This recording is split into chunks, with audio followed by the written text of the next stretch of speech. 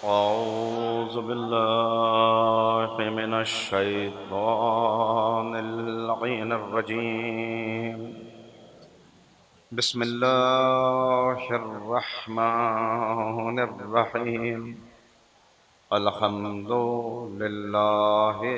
रब्बिल आलमीन व बिही नस्तईन व हुवल मुईन वस्सलातु वस्सलामु अला सय्यदिल अंबिया वल मुरसलीन सय्यदना व नबियना व शफीए ज़ुनूबना व तबीब क़ुलूबना व बिल क़ासिम मुहम्मद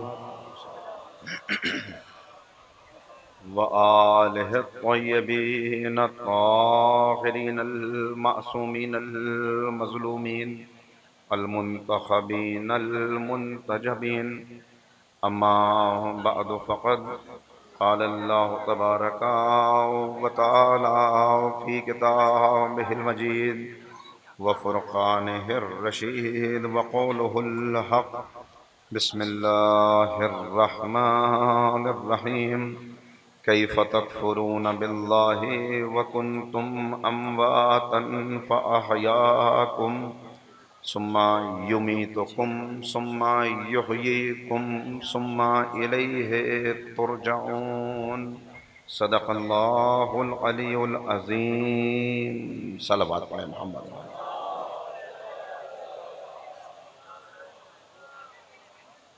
बुज़ुर्गान मोहतरम, नौजवानान अज़ीज़, कुरान करीम के दूसरे सूरे मुबारक बकरा की ये 28वीं आयत है जिसे मैंने आपके सामने तिलावत किया। इरशाद हो रहा है, कैफ़ तकफ़ुरून बिल्लाह, तुम कैसे अल्लाह का इनकार करोगे। कुंतुम अम्वातन फ़अहयाकुम, जबकि तुम मुर्दा थे उसने तुम्हें जिंदा किया। सुम्मा युमीतुकुम सुम्मा युहयीकुम, फिर तुमको मार देगा, फिर तुमको जिंदा करेगा। सुम्मा इलैहि तुरजऊन, और फिर तुम सबको पलट कर उसी की बारगाह में जाना है। ये हयात इंसानी का मुख्तसर तारुफ है जो खालिक व मालिक ने अपनी किताब में करा दिया कि इंसान की जिंदगी कि ये नहीं था, अल्लाह ने इसको वजूद बख्शा। फिर एक दिन आएगा कि ये नहीं रहेगा, वो इसको मौत दे देगा, फिर इसको जिंदा करेगा और फिर इसे पलटकर उसी की बारगाह में हाजिर होना है। इस पूरी दुनिया में अगर आप गौर करें तो इंसानों की दो किस्में हैं। एक इंसानों की वो जमात है कि जिसका नजरिया यह है, जिसका मानना यह है कि जो कुछ है वो इसी दुनिया की जिंदगी है। इस दुनिया की जिंदगी के जितने दिन हैं वो इस जमीन पर गुजारने हैं, लिहाजा जितनी लज्जतें जमा कर सकते हो वो कर लो, जितने ज़बान के चटखारे मिल जाएं उतना अच्छा है। इसलिए कि मुख्तसर ज़िंदगी है। इस ज़िंदगी में जितना जमा करना मुमकिन हो, जितना समेटना मुमकिन हो, जितनी ताकत, जितनी दौलत, जितनी शोहरत, जितनी इख्तिदार की कुव्वत हासिल हो जाए उतना हासिल कर लो। और इस हासिल करने में सही और गलत, जायज और नाजायज, इसका ख्याल करने की कोई जरूरत नहीं है। इसलिए कि इसी दुनिया के अंदर जिंदगी गुजार के यहीं खत्म हो जाना है।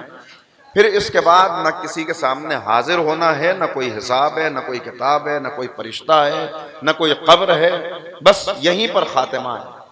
तो ये इंसानों की जमात जिनका ख्याल यह है कि इसके बाद कुछ नहीं, जाहिर है कि उनकी जिंदगी इसी दुनिया में सब कुछ जमा करते हुए गुजर जाती है, हाजिर नहीं होना किसी के सामने। दूसरे वो मोमिनीन की जमात है कि जिन्हें हर कदम पर यह ख्याल है कि ये जिंदगी जो हमें इस दुनिया में मिली है, ये जिंदगी न हमारी जिंदगी का आगाज है न खातिमा है, बल्कि हयात इंसानी का सिलसिला इस जिंदगी के पहले से जारी है और इस मौत के बाद तक जारी रहेगा।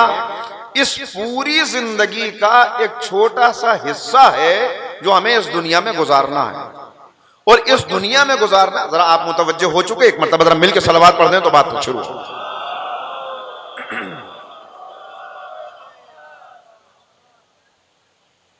तो ये जिंदगी जो इस दुनिया में गुजारनी है, ये क्यों है? का अल्लज़ी खलक़ल मौत वल हयात लियब्लुवकुम अय्युकुम अहसनु अमला। ये मौत और हयात का सिलसिला हमने इसलिए रखा कि ये देख सकें तुम में बेहतरीन अमल करने वाला कौन है। यानी एक इम्तिहान है, एक आजमाइश है, एक एग्जाम है जो चल रहा है, और ये दुनिया एक एग्जामिनेशन हॉल है जहां हम सब मौजूद हैं। हर एक को आजमाया जा रहा है, हर एक का इम्तिहान है जो चल रहा है। जब किसी को यह मालूम हो कि मेरा इम्तिहान लिया जा रहा है, तो फिर जाहिर है कि वो कोशिश करता है, हर इंसान कोशिश करता है कि वो खुद भी कामयाब हो जाए और उसका प्यारा, उसका महबूब भी कामयाब हो जाए।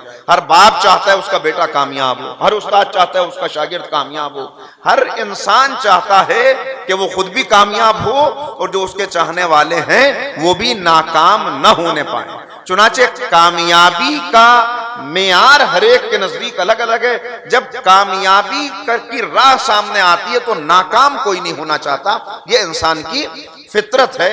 ये इंसान खसारा नहीं उठाना चाहता, नुकसान नहीं उठाना चाहता। अब मसला क्या है, परेशानी क्या है, वो आपकी खिदमत में अर्ज करूंगा। जितने कलमा पढ़ने वाले मौजूद हैं उन सब का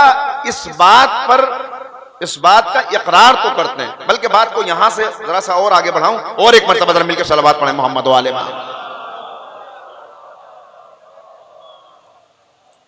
देखिए, अल्लामा इकबाल ने एक बद्दुआ दी है नौजवानों को, जो जाहिरन बद्दुआ है लेकिन हकीकतन वो दुआ। वो बद्दुआ क्या है? इकबाल नौजवानों को खिताब करके कह रहे हैं कि खुदा तुझे किसी तूफान से आशना कर दे। अगर किसी से यह कहा जाए कि तू तूफान की जद पे आ जाए, जलजले की जद पे आ जाए, आंधियों की जद पे आ जाए, तो यह दुआ है या बद्दुआ है?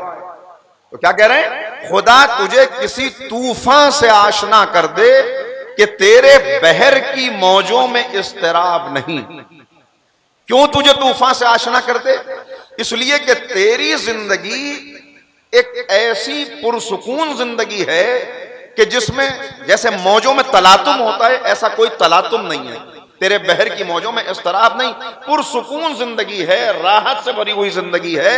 और जब किसी को राहत से भरी हुई जिंदगी मिल जाए तो राहत, सुकून, इसकी खुसूसियत यह है कि सुकून मजीद सुकून चाहता है और ज्यादा राहतें जमा हो जाएं। ट्रेन में एक इंसान खड़ा हुआ है, बेचारे को पैर रखने की जगह नहीं मिल रही, तो इसकी चाहत होती है इतनी सी जगह मिल जाए कि दोनों पैर तो टिक सकें। अब पैर दोनों टिकाने की जगह मिल गई तो अब चारों तरफ नजरें दौड़ रही हैं कि जरा सा अगर कहीं सिर्फ टिकने की जगह मिल जाती, इतनी सी कहीं जगह होती, वो उतनी जगह मिल गई, बैठ गया। तो अब इसकी कोशिश यह है कि नहीं जरा सा इत्मीनान से बैठ, यानी मजीद राहत चाहता है हर राहत चाहने वाला। तो ये गफलत में मुब्तला हो जाता है, सुकूत, एक इंजमाद, एक ऐसी कैफियत आ जाती है। लिहाजा इकबाल कह रहे हैं कि ऐसा सुकून जो तुझको गाफिल कर दे, ऐसा सुकून जो तेरे अंदर से हरकत को खत्म कर दे, उस सुकून से कहीं अच्छा है तूफान, कि तू तूफान की जद पे आ जाए। इसलिए कि जब इंसान तूफान की जद पे आ जाता है, आंधियों में घिर जाता है, तो अब ये बैठा नहीं रहता, ये खड़ा होता है, अपनी कुव्वत समेटता है, अपना असासा समेटता है और इस तूफान के मुकाबले के लिए अपनी पूरी कुव्वत लगा देता है। तो इकबाल कह रहे हैं ऐसा सुकून जो तुझे गफलत अता करे, इससे बेहतर है कि तू तूफान की जद पे आ जाए, तेरी बहर के मौजों में इस्तराब नहीं, ताकि एक इस्तराब की कैफियत पैदा हो, तू बैठा न रहे, खड़ा हो जाए। हालात का मुकाबला करने के लिए, जमाने का मुकाबला करने के लिए, तूफान का मुकाबला करने के लिए तेरा हौसला बढ़ता चला जाए। और अब आगे राज बता दिया कि राज क्या है। कहते हैं तुझे किताब से मुमकिन नहीं फराग के तू, ये तुझे जो सुकून मैसर आ गया, ये तेरी जिंदगी में जो बेहिसी आ गई, बेशऊरी आ गई, गफलत आ गई, इसका सबब क्या है? इसका सबब यह है कि तुझे किताब से मुमकिन नहीं फराग के तू, कि ये किताब जो तुझे दी गई थी, ये कुरान जो तुझे दिया गया था, ये कुरान खानी के लिए नहीं दिया गया था। सिर्फ ये किताब सिर्फ पढ़ने के लिए नहीं दी गई थी कि तू, वजह क्या? तुझे किताब से मुमकिन नहीं फराग के तू किताब खां है मगर साहिबे किताब नहीं। तुझे किताब खां बनने के लिए नहीं भेजा गया था, साहिबे किताब बनने के लिए भेजा गया था। एक सलवात पढ़ते मिल के मोहम्मद व आले मोहम्मद। और इससे बेहतर एक सलवात पढ़ें तो बात आगे बढ़ेगी। तो किताब खां कौन है? जो किताब पढ़ता है और समझता है उसने किताब का हक अदा कर दिया। साहिब किताब कौन है? जो ये समझता है कि इस किताब को मेरे लिए नाजिल किया गया है, इस किताब में मेरी निजात का सामान है, इस किताब में मेरी निजात का रास्ता है, इसके अंदर जो हिदायत हैं वो मेरे लिए हैं, इसका मुखातब मैं हूं, इसका हर पैगाम मेरे लिए है। और जब वो इस हकीकत को समझ के आगे बढ़ता है तो अब ये किताब आवाज देती है सुम्मा इलैहि तुरजऊन, कि तुझे पलटकर उसी की बारगाह में जाना है। यानी जबान से मुसलमानों की अक्सरियत का हाल यह है कि जबान से इस बात का इकरार तो कर रहे हैं कि हमें पलट के उसकी बारगाह में जाना है, लेकिन दिल इस बात की गवाही नहीं दे रहा। अक्सरियत का हाल है, अक्सरियत का हाल है कि जबान महदूद, जबान तक ये अकीदा महदूद है। ये अकीदा किताब से निकलकर, कुरान से निकलकर अमली जिंदगी में नहीं आ पा रही। मैं जल्दी जल्दी बातों को अर्ज करता हूं और कभी कुछ मिसालों के जरिए से आसान हो जाती है बात। एक अमीर शहर का इंतकाल हो गया, बहुत बड़ी शख्सियत। अब सारा शहर जनाजे में शरीक है, इसलिए कि बड़ी शख्सियत का इंतकाल हुआ है। बिल्कुल जब दफनाने के लिए बिल्कुल कब्र के करीब पहुंच गए तो एक शख्स पीछे से दौड़ता हुआ आया। उसने कहा भाई ठहरना, रुकना, जरा अभी सुपुर्द खाक ना करना, एक मर्तबा मुझे इनकी सूरत दिखा दो, एक मर्तबा मैं दीदार कर लूं। अब लोगों ने कहा कोई बड़ा अजीज दोस्त होगा, कोई रिश्तेदार हो गया, ये देर से आया है, रह गया बेचारा। कहा आइए आइए आप आगे आइए। उसने कहा भाई जरा इनके चेहरे से कपड़ा हटा दो, एक मर्तबा मुझे देखने दो। कफन हटाया गया। उसने खिताब करके कहा भाई जा रहे हो, बस जाने से पहले इतना बता दो कि जिस झूठे मुकदमे में मुझे फंसा कर 20 साल दुनिया की अदालत में खड़ा रखा, वो जमीन के कागजात साथ लिए जा रहे हो या यहीं छोड़ के जा रहे हो? और इतना और बता दो, मैं तो बिक गया, खत्म हो गया, तबाह हो गया, मगर किसी तरह मैंने दुनिया की अदालत का सामना कर लिया। तुम इतना बता दो कि उसकी अदालत का सामना कैसे करो? सल्लल्लाहु अलैहि मोहम्मद व आले मोहम्मद।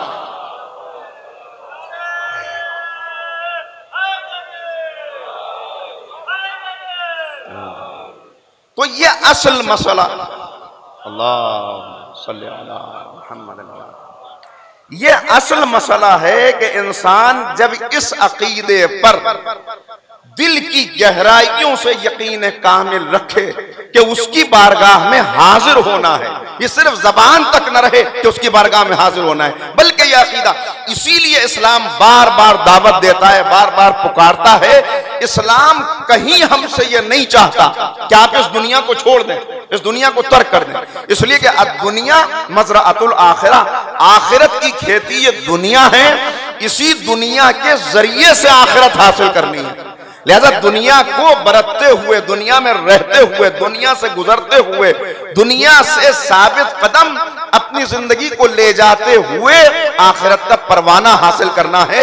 ये नहीं मैं जुमला एक कहने जा रहा हूं, अरबाब फहम व दानिश मौजूद हैं, बहुत शादाब समाते, तो मैं इस बात का भी मुझे इल्म है, एहसास है कि आप बहुत देर से यहाँ तशरीफ फरमाएं, लिहाजा बहुत तवील गुफ्तगू नहीं होगी, लेकिन जितनी देर गुफ्तगू हो आप समझ चुके कि मैं किस तरह की गुफ्तगू करना चाहता हूं और किस तरह की गुफ्तगू मुझे करनी है, मगर एक मरहले तक लाने के लिए देखिए मैं क्या अर्ज कर रहा हूं। इस्लाम ये नहीं चाहता कि दुनिया हाथ से निकल जाए, बहुत तवज्जो, हाथ से दुनिया निकल जाए ये इस्लाम की चाहत नहीं है। हाथ में रखो दुनिया, मगर एक जुमला अगर आपके सहीफे दिल पे नक्श हो जाए, बुजुर्ग मुझसे बेहतर जानते हैं, नौजवानों के जहनों में अगर महफूज रह जाए तो मेरे लिए निजात की जमानत है। हाथ से दुनिया निकल जाए तो इंसान गरीब हो जाता है। बहुत तवज्जो रखिएगा, फिर दोहरा रहा हूं, हाथ से दुनिया निकल जाए तो इंसान गरीब हो जाता है, दिल से दुनिया निकल जाए तो इंसान वली हो जाता है। इस्लाम ये नहीं चाहता कि हाथ से दुनिया निकले, हाथ में दुनिया रहे मगर दिल में दुनिया न रहे, ताकि उस आका से जिंदा ताल्लुक पैदा हो जाए जो ये कहता नजर आया, जा किसी और को धोखा देना ऐ दुनिया, अली ने 3 मरतबा तुझे तलाक दे दी।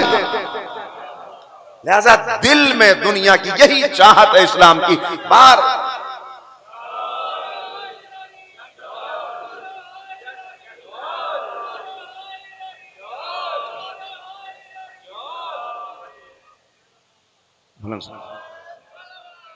अल्लाहुम्मा सल्ली अला मुहम्मद।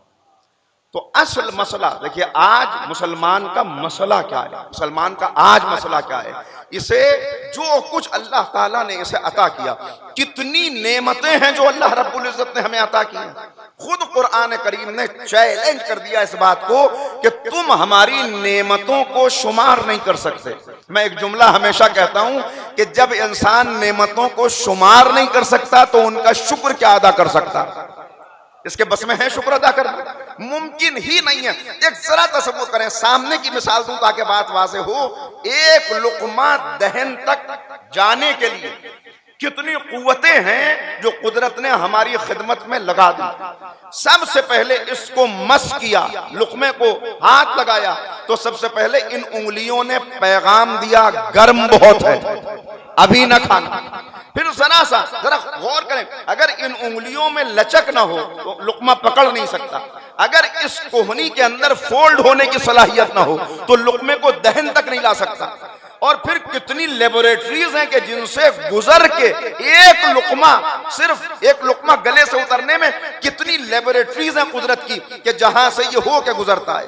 कि एक जरा इसको उठाया था तो आंख ने कहा कि नहीं, इसके अंदर बाल है, इसके अंदर तिनका है, ये मुंह में लाने के लायक नहीं है। जरा और करीब आया था तो इस कुव्वते शामा ने, नाक ने, सूंघने की सलाहियत ने बताया बदबू आ रही है, इसको मुंह के अंदर न रखना। जरा सा मुंह में रखा था तो जबान ने बताया कड़वा बहुत है, गर्म बहुत है, निकाल दो। तो कितनी कुव्वतें जो उसने लगा दी।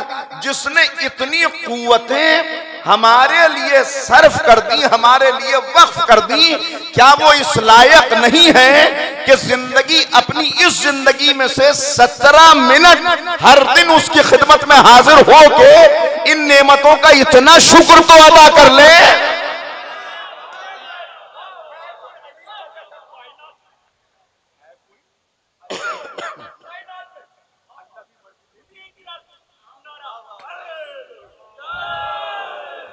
तो बस अजीजों, एक और जल्दी से बात आ रही है तो सामान पे आई जा रही है, वो भी अर्ज कर दूं। देखिए, एक बहुत बड़ी शख्सियत आप गूगल करेंगे, मेरे नौजवानों के लिए अर्ज कर रहा हूं, इसका नाम है एरिस्टोटल ओनेसिस।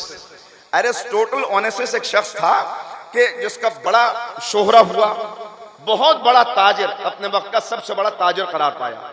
और इसकी ज्यादा शोहरत उस वक्त हुई, अखबारों में इसका नाम बहुत आया, हर जगह। वो उस वक्त हुआ कि जब जो अमेरिका का प्रेसिडेंट था उसका जब कत्ल हो गया, जॉन कैनेडी का, तो उसकी बेवा से किसकी शादी हो, ये एक बहुत बड़ा मीडिया में इशू चल रहा था। उस वक्त हजारों रिश्ते उस तक पहुंचे। उसने इस शख्स का रिश्ता कबूल कर लिया तो बड़ी शोहरत हुई कि इतना बड़ा ताजिर और इतनी बड़ी मलिका हुस्न, उसने इंतखाब कर लिया उसका।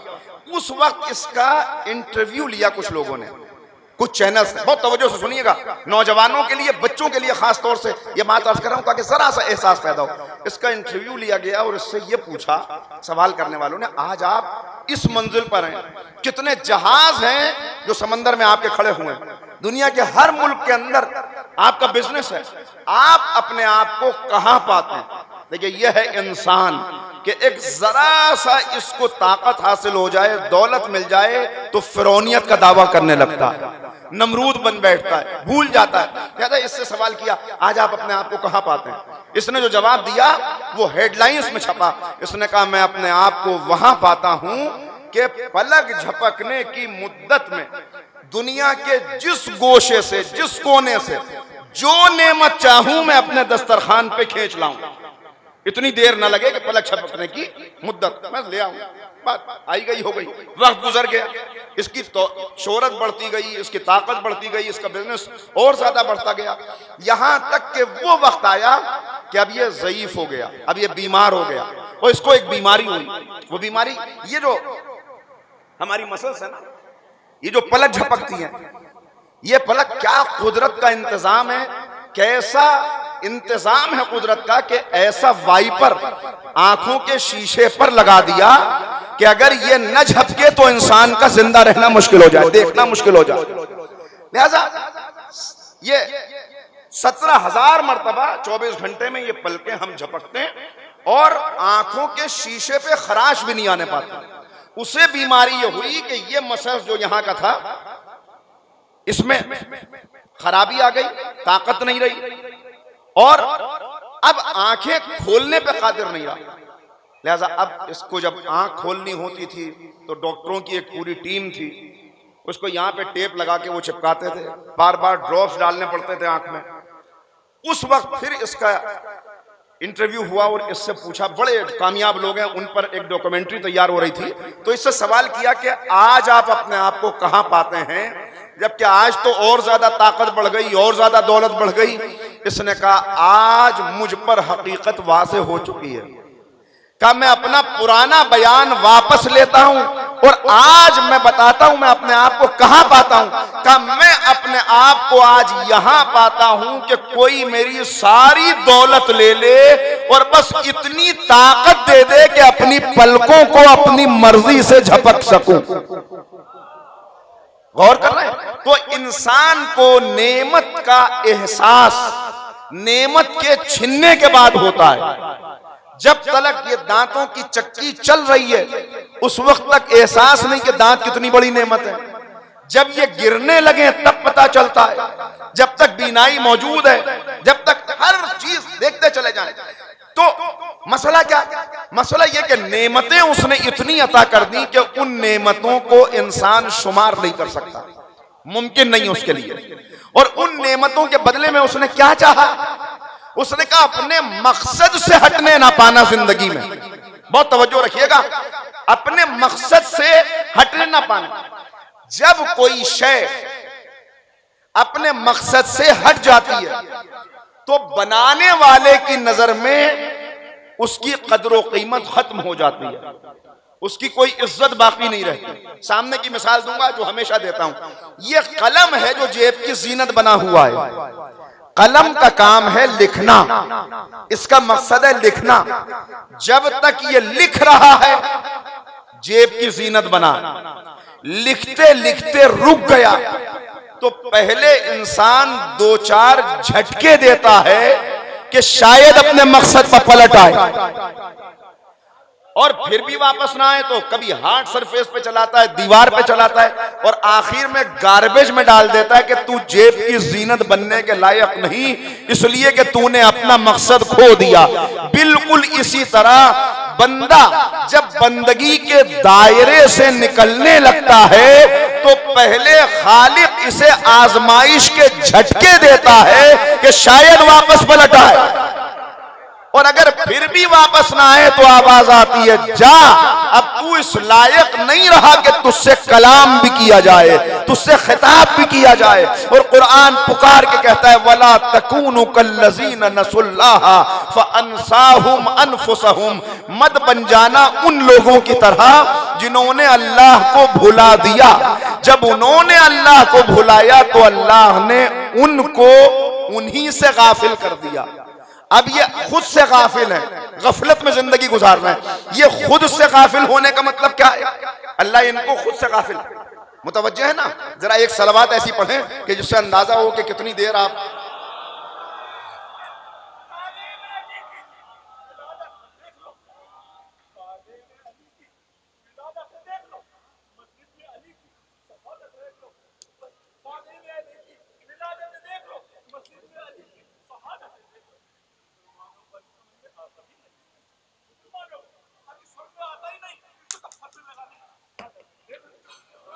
एक सलावत पढ़ लें मोहम्मद व आले मोहम्मद।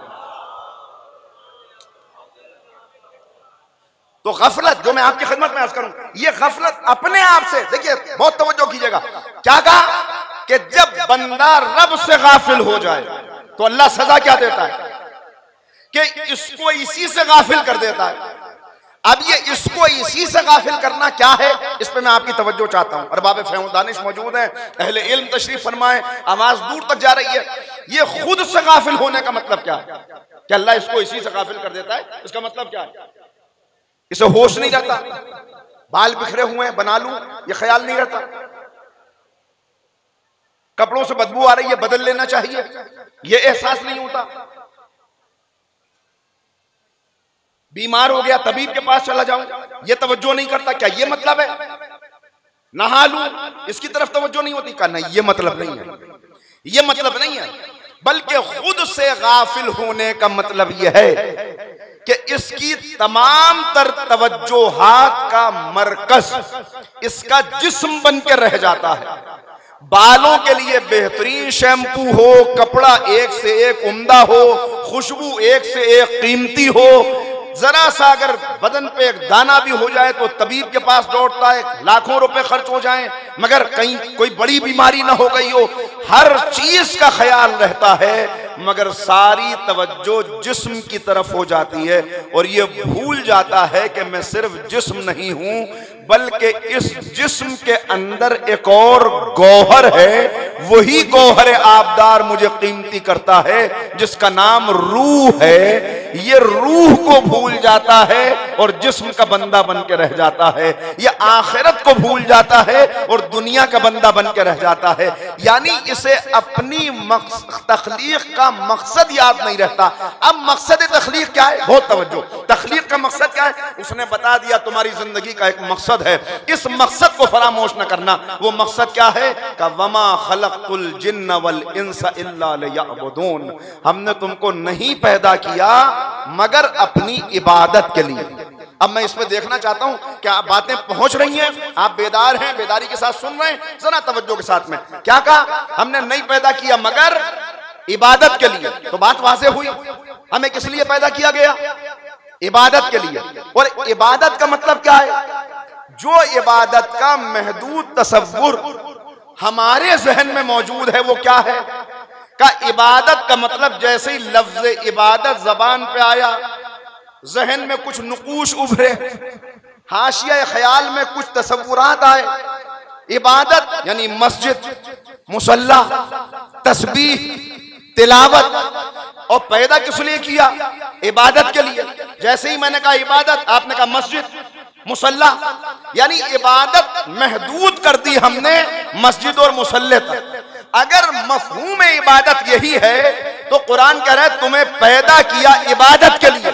तो अब मुझे एक पैगाम देने दीजिए, हमें इबादत के लिए पैदा किया, मस्जिद से कदम बाहर न निकलने पाए, मुसल्ले से पैर हटने न पाए, हाथ से तस्बीह छूटने न पाए, आंखों के आगे से कुरान करीम हटने न पाए, इसलिए कि इबादत के लिए पैदा किया। और इबादत का मतलब है तिलावत, मस्जिद, मेहराब, मुसल्ला, तस्बीह।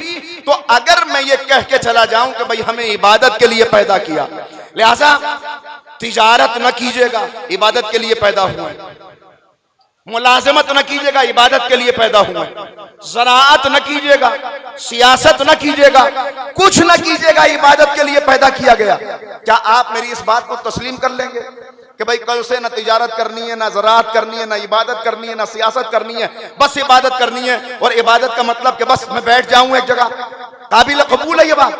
क्या नहीं, बल्कि आप कहेंगे भाई आइंदा इनको न बुलाइएगा, बहकी बहकी बातें करके चले जाते हैं। मैं आपको मुतवज्जे करना चाहता हूं, यानी हमारी जिंदगी में ज़राअत भी जरूरी, तिजारत भी जरूरी, सियासत भी जरूरी, मुलाजमत भी जरूरी, और मकसद जिंदगी का इबादत है। तो हल कैसे निकले? बड़ी आसान सी बात है, अगर गौर करें। यानी कुरान आवाज ये दे रहा है, खालिक बता ये रहा है कि तुम्हें इबादत के लिए पैदा किया, लिहाजा तिजारत को इबादत समझ के करना, मुलाजिमत को इबादत समझ के करना, सियासत को इबादत समझ के करना। जब इन सब चीजों को इबादत समझ के करोगे तो जिंदगी का हर लम्हा इबादत बन जाएगा। नहीं, मुझे जुमला कहने दीजिए। कुरान बताना यह चाहता है कि कुछ देर अल्लाह को याद कर लेना इबादत नहीं है, जिंदगी में कभी भी अल्लाह को न भूलने का नाम इबादत है। सल्लल्लाहु अलैहि मोहम्मद व आले मोहम्मद।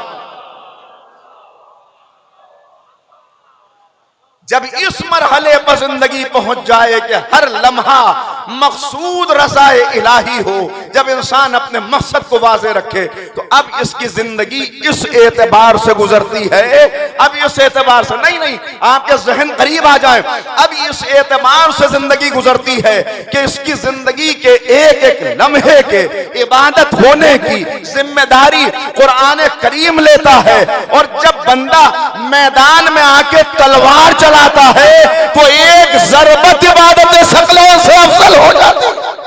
सल्लल्लाहु अलैहि मोहम्मद व आले मोहम्मद।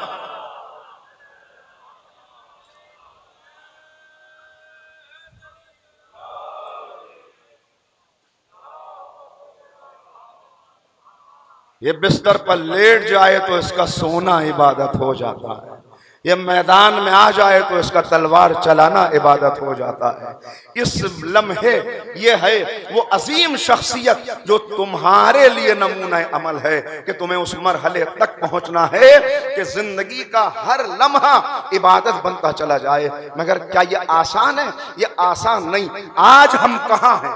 आज हम किस मरहले पर हैं? देखिए, अभी आपने रसूलुल्लाह की सीरत के जलसों में शिरकत की होगी। मैं जल्दी से आपकी खिदमत में अर्ज करूं, आज हम कहाँ हैं? पैगंबर के सीरत निगारों में एक सीरत निगार गुजरे, पंडित लक्ष्मण प्रसाद। थके तो नहीं आप? अर्ज कर दूं ना, थोड़ा सा और आगे बढ़ाऊं गुफ्तगू को। एक सलवात ऐसी पढ़िए जिससे मुझे अंदाजा,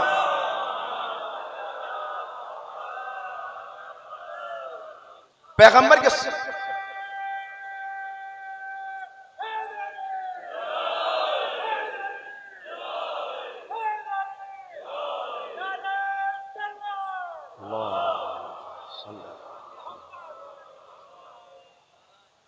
इन्होंने पैगंबर की बड़ी प्यारी सीरत लिखी।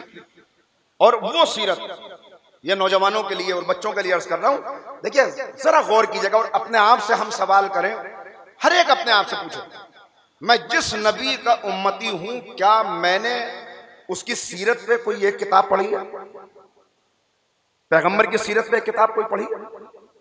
जिन मासूमीन का मैं मानने वाला हूं, क्या उन मासूमीन की सीरत पर इतनी किताबें उलमा ने इतनी मेहनत की, कोई एक किताब मैंने पढ़ी? मैं जवाब नहीं आपसे मांग रहा कि आप मुझे जवाब दें, आप अपने आप को ही जवाब दें। और ये जवाब ये होगा, बेहतरीन जवाब ये है कि आज इस फर्शे मजलिस से ये तहैया करके, ये वादा करके, मुझसे नहीं अहले बैत से, कि हमारी इतनी जिंदगी गुजर गई लेकिन अब तक आपकी सीरत पढ़ने की हमें तौफीक नहीं हुई। मैं कामयाब समझूंगा इस मजलिस को अगर मेरे सुनने वालों में से चंद बच्चे भी ये इरादा करके उठें, ये वादा करके उठें कि हम एक न एक किताब कम से कम अहले बैत की सीरत पे लाजमन पढ़ेंगे। तो इन्हें किताब लिखी, मौका मिले आपको तो जरूर पढ़िएगा, ऑनलाइन मौजूद है, अरब का चांद, बड़ी प्यारी सीरत पैगंबर की। और ये सीरत की किताब जब आई, मंजर आम पे आई, तो इल्मी, अदबी, मजहबी तमाम हलकों में गई, बड़ी कबूलियत हुई। ये किताब बड़ी पसंद की गई, लोगों ने इसको खुतूत लिखे कि भाई तुमने गैर मुस्लिमों के इतनी प्यारी सीरत लिखी पैगंबर की। ऐसा लगता है वाकई बाज मकामात ऐसे हैं पढ़ते हुए कि ये लगता है जैसे चराग रोशन करके रख दिए हों, इतनी खूबसूरत। तो इसको एक साहब ने खत लिखा, एक जवान ने, उसने इससे सवाल किया कि भाई जब तुम पैगंबर की सीरत से, शख्सियत से इतना मुतासिर हो कि तुमने गैर मुस्लिम होके नबी की शान में किताब लिखी, तो तुमने कलमा क्यों नहीं पढ़ लिया? तुम मुसलमान क्यों नहीं हो गए? ईमान क्यों नहीं ले आए? उसका जो जवाब इन्होंने दिया है, वो जवाब इस किताब के 3rd या 4th एडिशन में पेज नंबर 5 और 6 पे तफसीरी खत है, उसका कुछ हिस्सा इन्होंने वहां पे छापा है। मैं उसके 3-4 जुमले आपको सुनाता हूं। इसने लिखा, आपने मुझसे ये सवाल किया कि जब तुम नबी की सीरत, शख्सियत, तालीमात, अखलाक, किरदार इतना इससे मुतासिर हो तो तुमने कलमा क्यों नहीं पढ़ लिया? तो हकीकत यह है कि जब कभी मैं मस्जिद के सामने से गुजरता हूं तो मेरे कदम रुक जाते हैं। मैं बड़ी हसरत से मस्जिद के अंदर नमाजियों की सफों को देखने लगता हूं। मेरी पेशानी सजदा करने के लिए मचलने लगती है और मेरे दिल की गहराइयों से आवाज आती है कि तेरी निजात का सामान यहीं मौजूद है। पाकीज़ा फिजा, नूरानी माहौल, इबादत, कोई सजदा कर रहा है, कोई रुकू कर रहा है, हर एक इबादत में मसरूफ है।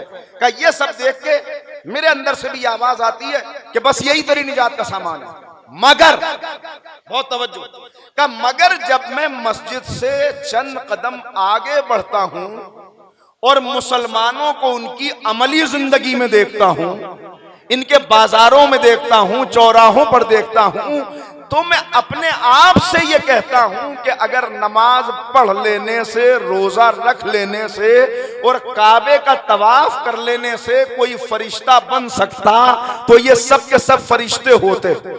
लेकिन जब मैं इनकी सीरत को नबी की सीरत से मिलाता हूं तो मेरे अंदर से यह आवाज आती है कि अफसोस, इनके जिस्म तो मुसलमान हैं मगर इनके दिल आज भी काफिर हैं। और जब मैं अपने आप को देखता हूं तो मुझे जवाब मिलता है कि मेरा जिस्म तो काफिर है मगर दिल मुसलमान है। और मैं इन्हें देखकर अपने आप से ये कह के आगे बढ़ जाता हूं कि अगर मुसलमान ऐसे होते हैं तो मैं काफिर ही अच्छा हूं।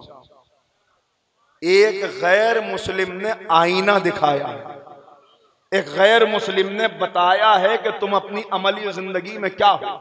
अगर इजाजत दें तो दस्ते अदब जोड़ के मैंने क्या अर्ज किया कि सुम्मा इलैहि तुरजाऊन, पलट के उसकी बारगाह में जाना है। जरा आंखों को बंद करता हूं तो मुझे यह मंजर दिखाई देता है कि गोया आवाज आ रही हो, मैदान महशर में सब जमा हैं और उस वक्त जब खालिक कायनात पूछ रहा है बाज लोगों से, क्या तुम तक पैगाम नहीं पहुंचा था, मेरा कुरान नहीं आया था, मेरे नबी नहीं आए थे, फिर क्यों तुम ईमान नहीं लाए?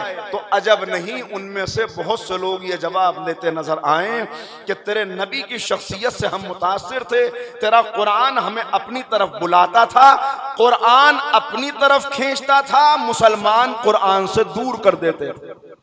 इनकी जिंदगी देखकर, इनकी प्रैक्टिकल लाइफ देख के मैं दूर चला जाता था। लिहाजा लम्हे फिक्रिया है, गौर व फिक्र करना है, सोचना है हम किसके चाहने वाले। देखिए अब जरा से यहां से आगे बढ़ूं। मैंने अर्ज किया कि पैगंबर अकरम की सीरत पर चल के अगर कोई मंजिल कमाल तक पहुंचना चाहता है तो उसे उस शख्सियत को देखना होगा कि जो नबी की सीरत पे चल के कमाल की उस मंजिल तक पहुंचे कि पैगंबर अकरम खुद इंसान कामिल की सनद देते हुए नजर आए और कामयाबी की ऐसी जिंदगी गुजारते हुए इस दुनिया से गए कि सर पे जरबत लगी तो का फुज तो बे रब्बिल काबा, रब्बे काबा की कसम में कामयाब हो गया।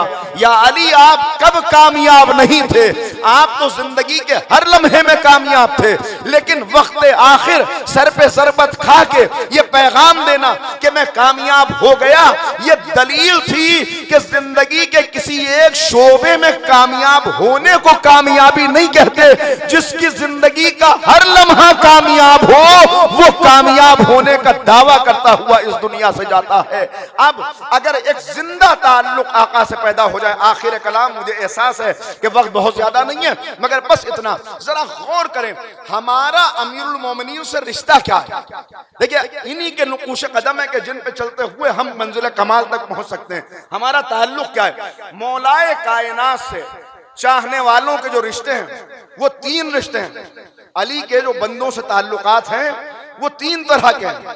नंबर एक, अली खलीफतुल मुस्लिमीन है। ये दायरा बहुत वसी है, इसलिए कि इस्लाम के दायरे में हर मुसलमान, हर कलमा को आपको नजर आएगा कि जो इस ताल्लुक पर नाश करता हुआ नजर आता है कि अली खलीफतुल मुस्लिमीन है। यह है पहला ताल्लुक। एक दूसरा ताल्लुक है अली अमीरुल मोमिनीन है। पहला दायरा बहुत वसी था, खलीफतुल मुस्लिमीन मानने वाले बहुत थे, मगर दूसरा दायरा जरा तंग हो गया, अली अमीरुल मोमिनीन है। और तीसरा दायरा और तंग है, अली इमामुल मुत्तकीन है। गैर मुत्तकी से अली का कोई ताल्लुक नहीं है, मुत्तकीन के इमाम को अली कहते हैं। सलवात पढ़ देना मोहम्मद व आले मोहम्मद।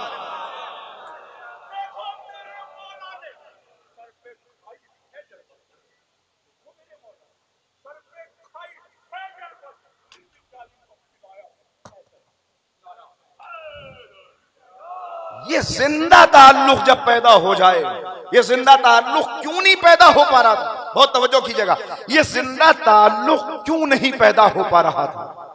अजरा तारीख में अगर पलट के जाएं, क्या सबब था, क्या वजह थी। एक ऐसी शख्सियत कि जिसने अपना कलेजा निकाल के मिंबर पे रख दिया, जिसकी जिंदगी का एक एक लम्हा इसलिए गुजर रहा हो कि बंदों को कमाल तक पहुंचा दे, फिर उसे चाहने वाले मिले तो ऐसे चाहने वाले कि जो राह हक व सदाकत में, राह इश्क व वफा में अपना सब कुछ कुर्बान करने के बाद भी ये कहते नजर आए कि आका हमसे हक न अदा हुआ। हाकिम शाम के दरबार में अब्दुल्ला इब्न अफीफ खड़े हुए थे और हाकिम सवाल कर रहा था, एक बेटा तुम्हारा जमल में शहीद हो गया, दूसरा सिफ़ीन में शहीद हो गया, तुम्हारे दो बेटे मारे गए, तुम्हारी आंखें शहीद हो गई, क्या मिला तुम्हें, तुम्हें आखिर क्या मिला। और देखो अली ने, मौला अली के चाहने वाले हो, लेकिन अली ने हक नहीं अदा किया, इसलिए कि तुम्हारे दोनों बेटे शहीद हो गए, अली के दोनों बेटे जिंदा रहे, लिहाजा यह है चाहत। मैं एक मर्तबा पलट के कहा खामोश हो जा। हकीकत यह है कि मैंने हक नहीं अदा किया कि मेरा मौला मस्जिद कूफा में शहीद हो गया और मैं जिंदा तेरे सामने खड़ा हुआ। चाहने वाले तो चाहने वाले हैं तो ऐसे कि तारीख उनका जवाब नहीं ला सकती, और दुश्मन हैं तो इतने बदतरीन दुश्मन कि 100 साल तक निशान कब्र भी मौला का छुपा के रखा गया कि कहीं दुश्मन बेअदबी न करे। आप गौर कर रहे हैं क्यों? आखिर एक ऐसी शख्सियत जो हमेशा हर एक के लिए हाजिर हो, जो हमेशा हर एक की खिदमत में मौजूद हो, क्यों आखिर ये दूरी हो गई, क्यों आखिर ये अदावत और दुश्मनी हो गई। अब इसमें तफसील का मौका नहीं है कि मैं आपकी खिदमत में अर्ज करूं, लेकिन बस सिर्फ इतना अर्ज करता हूं कि क्यों हुआ ऐसा, ऐसा क्यों हुआ। बस तारीख में जरा पलट के देखें कि ऐसा क्यों हुआ। ऐसा इसलिए हुआ कि जब मौलाए मुत्तकियान बरसरे इख्तिदार आए और चौथे मरहले पर लोग जमा हुए और कहा कि आका हम आपकी बैयत करने के लिए हाजिर हुए हैं, और मौला के हाथ पर बैयत की और अली ने खुतबा दिया। मौला के खुतबात महफूज है नहजुल बलागा, लिहाजा जरा सा वक्त निकालें, मौला से जिंदा ताल्लुक पैदा करें, सुने अली क्या कह रहे हैं। नहजुल बलागा आज भी समाअतों पे दस्तक दे रही है कि सुनो तुम्हारा मौला बोल रहा है, अली क्या कह रहे हैं। मगर अफसोस कि हम अपने कानों को खोलने के लिए तैयार नहीं, हम अपने दिल के दरवाजे को खोलने के लिए तैयार नहीं। आहें हैं, सिसकियां हैं, शिकवे हैं जो मौजूद हैं। रावी कहता है एक दिन इस शान से मौला मिंबर पे आए कि हाथ में कुरान था और खुतबे का आगाज इस तरह किया कि कुरान सर पे रखा हुआ था, हवा तेज चल रही थी, कुरान के अवराक कहता है कि फड़फड़ा रहे थे और मौला खुतबा दे रहे थे। और खुतबा यहां से शुरू किया, बाद हमदे परवरदिगार के, क्या किताब खुदा गवाह रहना, तूने जो हक मुझे दिया था वो हक मुसलमानों ने अदा नहीं किया, इन्होंने हक नहीं अदा किया, हक नहीं अदा किया। और उसके बाद शिकवे किए। क्या शिकवे? जगह जगह शिकवे मौजूद हैं। अफसोस मेरा नाम उनके नाम के साथ लिया जाता है जिनके पास फजीलत का कोई खाना नहीं है। पहला शिकवा। फिर दूसरे में बात और खोल दी, अफसोस कि मेरा नाम जिगर खारा के फर्जंद के साथ लिया जा रहा है। और तीसरा शिकवा अजीब था, कहा मैं बोलता हूं तो कहते हो अली मुल्क का हरीस है, अली को हुकूमत की चाहत है, और मैं चुप रहता हूं तो कहते हो अली मौत से डर गया, मौत से डर गया। जो इसका जवाब दिया है, लिख लीजिए सहीफे दिल पर मौला के इस जवाब को। कहा सुनो, अबू तालिब के फर्जंद के लिए ये कहते हो कि मौत से डर गया, अली तो मौत से इतना मानूस है कि जितना बच्चा आगोश मादर से मानूस होता है। और मेरे लिए ये कहते हो अली मुल्क का हरीस है, अली को दुनिया की चाहत है, अली को हुकूमत की चाहत है। तुम्हारी दुनिया की कीमत अली की निगाह में बकरी की नाक से बहते हुए नजले के गंदे पानी से भी कमतर। यह तुम्हारी दुनिया के लिए कहते हो कि ये शिकवे हैं। अजब आलम है तुम्हारा। तुम्हारी मिसाल उस बोसीदा लिबास जैसी है जिसे एक तरफ से सिया जाए तो दूसरी तरफ से उधड़ जाता है। मैं तुम्हें आवाज देता हूं, मैं तुम्हें पुकारता हूं, मगर तुम मेरी आवाज पे लब्बैक नहीं कहते। ये शिकवे। तो ये शिकवा क्यों करना पड़ा? जिंदा ताल्लुक क्यों नहीं पैदा हो पाया? भाई इस पर गुफ्तगू खत्म है। क्यों नहीं हो पाया? मौला ने जो पहला खुतबा दिया उसी खुतबे के अंदर इस बात को वाज़े कर दिया, मैं नहीं चाहता था कि तुम्हारी क़यादत करूं, मगर तुम इतनी बड़ी तादाद में मेरे घर पर आए और ऐसा तुमने हुजूम किया कि मेरा लिबास फट गया, हसन और हुसैन जख्मी हो गए। मैंने अपनी मुट्ठियों को बंद कर रखा था, मगर तुमने इन मुट्ठियों को खोला, मेरे हाथ पर बैयत की। और अगर अल्लाह का उलमा से ये अहद न होता कि वो खामोश नहीं बैठेंगे, कब? जब जालिम का पेट भरा हुआ हो और मजलूम भूख से तड़प रहा हो, उस वक्त वो चुप नहीं बैठेंगे। अगर ये उलमा का अल्लाह से अहद न होता तो मैं हरगिज तुम्हारी क़यादत न करता और तुम्हें तुम्हारे हाल पे छोड़ देता। लेकिन अब जब तुमने मेरे हाथ पर बैयत की है तो मैं तुम्हें किताब और सुन्नत पे चला के रहूंगा। और अगर किसी के पास मजलूम का एक पैसा भी होगा तो मैं जालिम से वो हक लेके मजलूम तक पहुंचाऊंगा। मैं तुम्हें ऐसे खींचूंगा हक की तरफ कि जैसे सरकश ऊंट को नकेल डाल के खींचा जाता है। इस खुतबे से बहुत से लोगों की नींदें उड़ गई। बस आखिरी बात देखिए, बात क्या है, मैंने क्या अर्ज किया, सुम्मा इलैहि तुरजाऊन, पलट के उसकी बारगाह में जाना है। अगर यह बात जहन में होती कि पलट के बारगाह में जाना है, कोई इख्तिलाफ हो ही नहीं सकता था। क्यों इख्तिलाफ हुआ? इस खुतबे के बाद किसी ने हाकिम शाम को एक खत लिखा, खत पढ़ लीजिएगा, मेरे पास मौका नहीं है, एक जुमला उसका सुना देता हूं।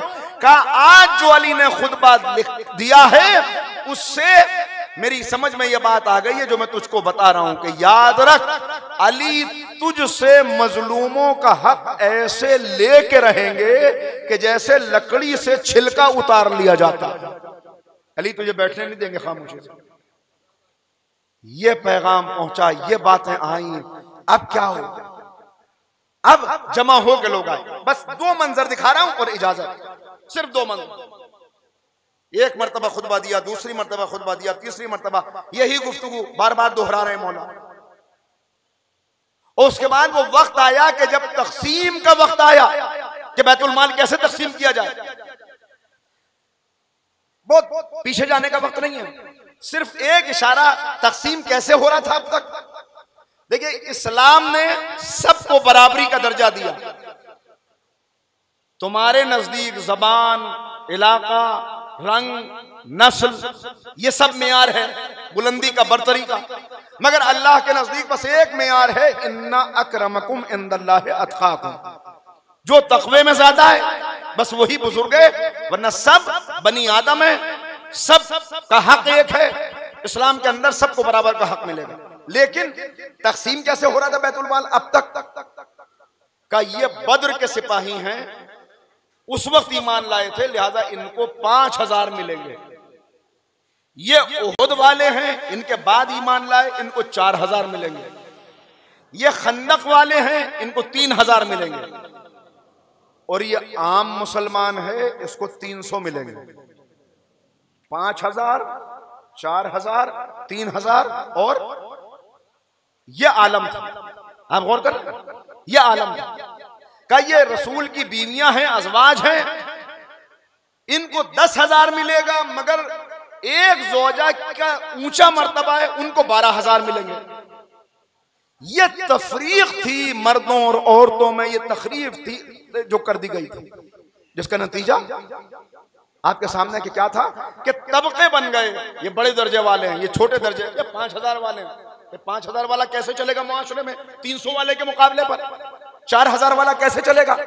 अब जब मौला ने बैतुल माल तकसीम किया का जो आका को मिलेगा वही गुलाम को मिलेगा, जो मालिका को मिलेगा वही कनीस को मिलेगा, जो बद्र वाले को मिलेगा वही कल ईमान लाने वाले को मिलेगा। ये तुम्हारी बनाई हुई तकसीम है, लिहाजा ये मानी नहीं जाएगी, सबको बराबर मिलेगा। अब जब सबको बराबर तकसीम हुआ, चीमी गोइयां शुरू हुई, लोग जमा हुए। एक दिन 2 लोग मौला से मिलने के लिए आए, इस मंजर पे गुफ्तगू खत्म, और आके कहने लगे, या अली, ये आपने क्या किया? आपने गैर कुरैशी को कुरैशी के बराबर दे दिया। कुरैशी तो रसूलुल्लाह के खानदान वाले हैं, उनका दर्जा तो ज्यादा है, रसूलुल्लाह से रिश्तेदारी है, कुर्बत है पैगंबर से। और आपने बद्र और उहुद वालों के बराबर आम मुसलमानों को दे दिया, जो अभी हफ्ते भर पहले ईमान लाए, जो 15 दिन पहले ईमान लाया। ये कैसे मुमकिन है? वो पुराने ईमान लाने वाले हैं, उनका ज्यादा, उनकी खिदमत ज्यादा है, उनकी खिदमत ज्यादा है, लिहाजा उनको ज्यादा मिले। बस मेरी गुफ्तगू कमाल पे आ गई, आखिरी मरहला, और इस जुमले पर सबकी तवज्जो चाहता हूं कि मौला ने जो जवाब दिया, कहा उनकी खिदमत ज्यादा है, लिहाजा उनको खिदमत की वजह से ज्यादा मिले। कुरैशियों की कुर्बत ज्यादा है, लिहाजा कुर्बत की वजह से ज्यादा मिले। लिहाजा जैसे चलता चला आ रहा था वैसे ही रहने दीजिए, रहमत के रुख पे जलाल आया।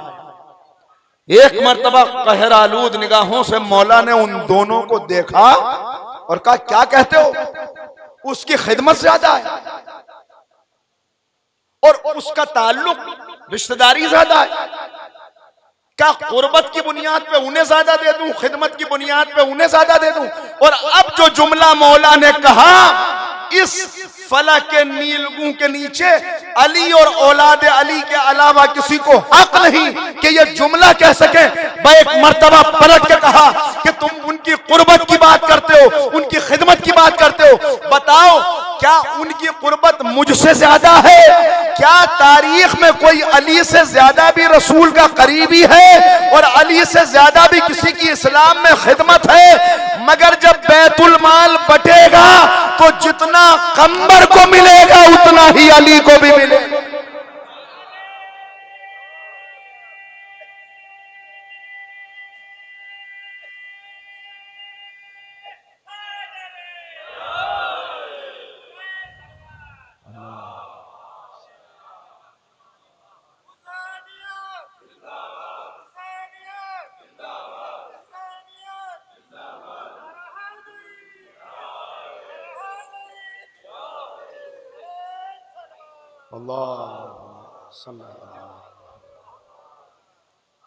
तो असल मसला था माल का मसला कि हमें माल लेने से अली न रोके।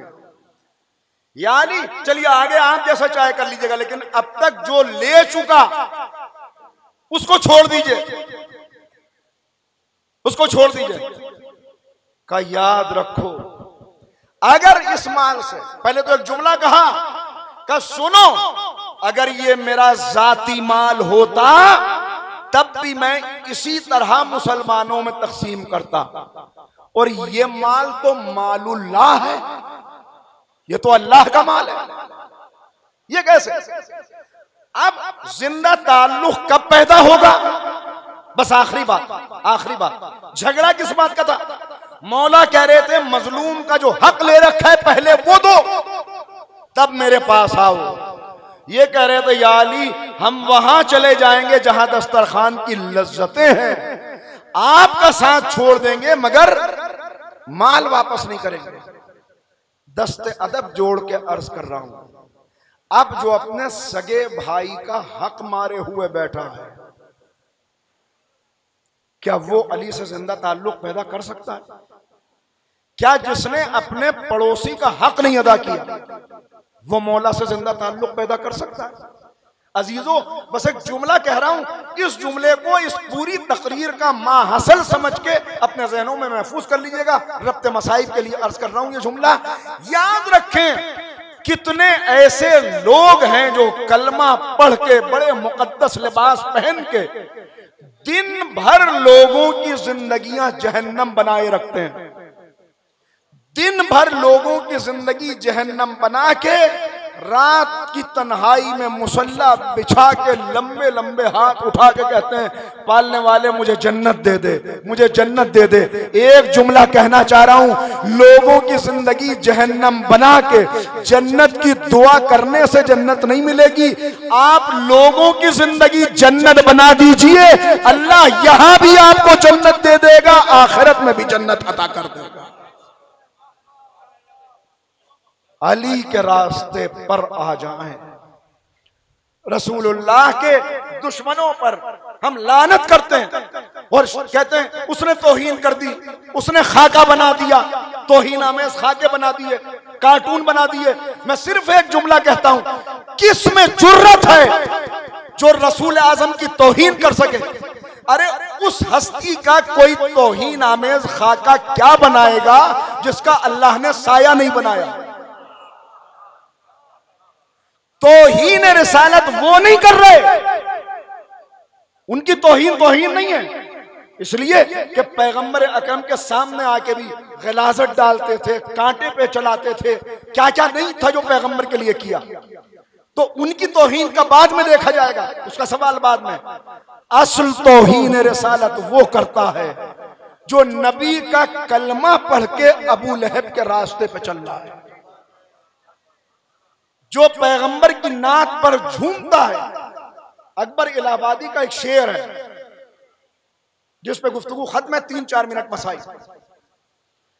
अकबर कहते हैं कि जब मैं कहता हूं, आज भी मुसलमान का यही हाल है बेचारे का, हर जगह इसका खून बह रहा है, इसका कोई पुरसाने हाल नहीं है।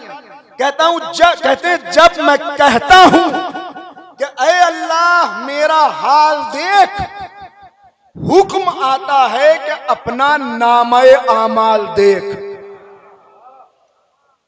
खुद देख के तूने कितना हक अदा किया। वाकई आसान मरहले न थे, हक अदा करने वाले तो वो थे जो सब कुछ कुर्बान करके भी कह रहे थे। मीर अनीस ने नक्शा खींचा है, भांजो भतीजों के लाशें बिखरे हुए थे, मैदान में आका तन्हा खड़े हुए थे, आंखों में आंसू थे, कपड़ों पे अली अकबर का खून था, दोनों हाथों को बुलंद किए कह रहे थे तूने दौलत जो थी मुझ खाक नशी को सौंपी, वो अमानत तेरे बंदे ने जमी को सौंपी। ये मेरे दिल के टुकड़े हैं जो चारों तरफ बिखरे हुए हैं, लेकिन क्या तेरा हक अदा हो गया? नहीं, हाथ खाली तेरे दरबार में आता है हुसैन, कोई तोहफा तेरे लायक नहीं पाता है हुसैन। ऐ माबूद मैंने अपना सब कुछ कुर्बान कर दिया, ये मेरा बराबर का भाई था जो कमर की ताकत लेके चला गया, ये मेरा जवान बेटा था जिसने आंखों की बीनाई ले ली, ये मेरा भतीजा है जिसकी लाश के टुकड़े बिखरे पड़े हैं, मगर ये सब कुर्बान करके भी मैंने हक नहीं अदा किया। हाँ माबूद, अब तेरी बारगाह में अपने 6 महीने वाले को लेके हाजिर हो रहा हूं, अब तेरी बारगाह में अपने दिल के टुकड़े को।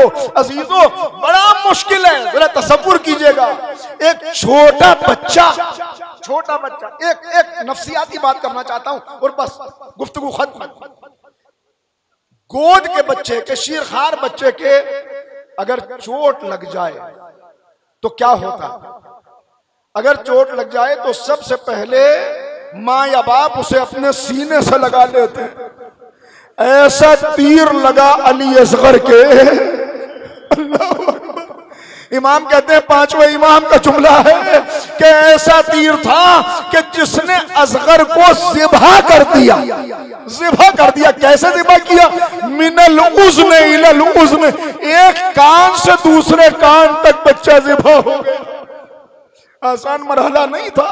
और क्या कैफियत? एक सवाल आपसे करूं, मुझे एक बात बताइए, एक गैरतदार इंसान के लिए सबसे मुश्किल काम क्या है? एक गैरतदार इंसान के लिए जान देना आसान है, एक गैरतदार इंसान के लिए दौलत कुर्बान करना, मगर मुश्किल काम क्या है? एक गैरतदार इंसान के लिए सबसे मुश्किल काम है किसी कमजर्फ के आगे हाथ फैलाना, किसी कमजर्फ के आगे कोई सवाल करना। अब समझें, गैरत हाशमी का अमीन है जो अशकिया के सामने खड़ा हुआ अपने बच्चे के लिए चंद कतरे पानी का सवाल कर रहा है। अरे तुम्हारे भी तो बच्चे हैं, बताओ मेरे असगर ने क्या खता की है? अच्छा, अगर तुम्हें ये लगता है पानी लेके मैं पी लूंगा तो लो, मैं जलती हुई रेत पे अपने बच्चे को लिटाए देता हूं।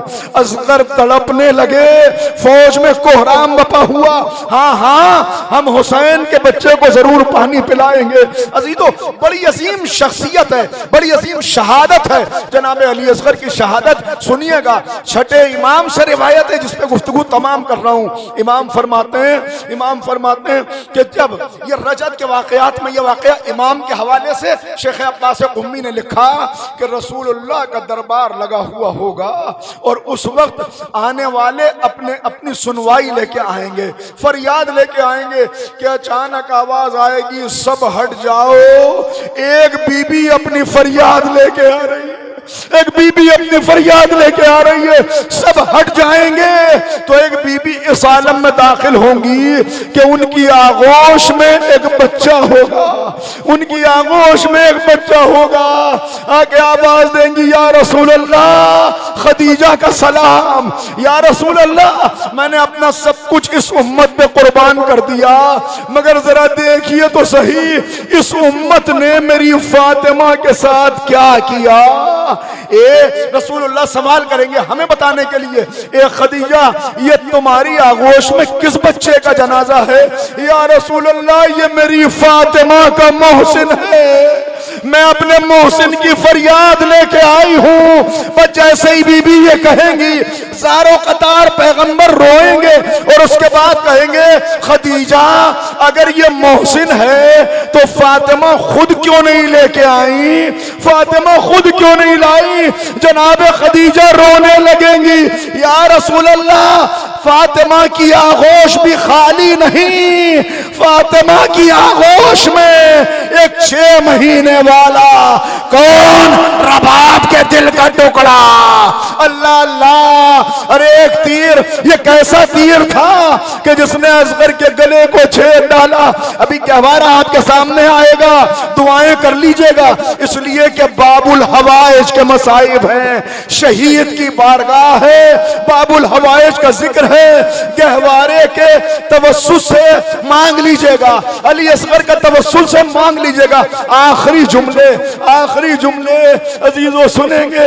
एक तीर था जिसने किस किस को जख्मी किया और क्या आलम हुआ। आलम यह हुआ कि इधर तीर लगा, उधर हुसैन ने बच्चे को सीने से लगाया और लेके चले। अरे दिल चाहता है माँ आखिरी दीदार कर ले, ख्याल आता है कि रबाब बर्दाश्त न कर सकेगी, कभी आगे बढ़े कभी पीछे हटे। इन्ना लिल्लाह व इन्ना इलैहि राजिऊन।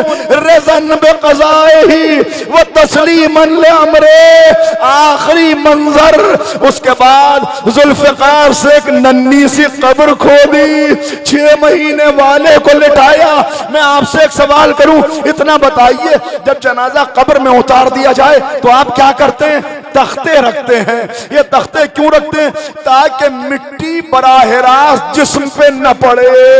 असगर को तो कब्र में लिटा दिया, मगर जब करबला की खाक को देखा, जलती हुई रेत, गुलाबी रुखसार, ए मेरे लाल माफ कर देना, ये मदीना नहीं करबला है।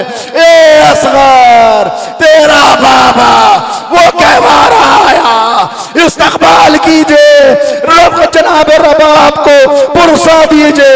ए बीबी, आपकी मांग भी उजड़ गई।